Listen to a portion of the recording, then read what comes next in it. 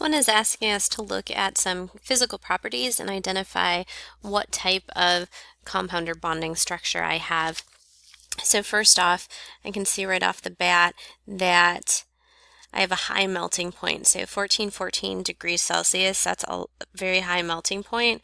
So right off the bat, I know I'm not going to be dealing with a polar covalent molecule. Those tend to have pretty low melting points. So then we get on to the next part of it.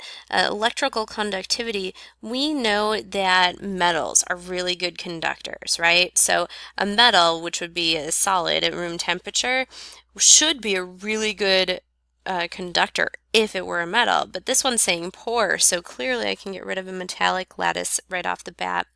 It also says if I heat it up super hot, so if I make it molten, so I've gone from the solid state to a liquid state, that it's still a poor conductor. So that means that I don't have an ionic substance, because an ionic substance, when heated up enough to be molten or liquid, is going to have all of those ions free flowing, easy to move, and when we've got ions that are moving, they're electrically conductive.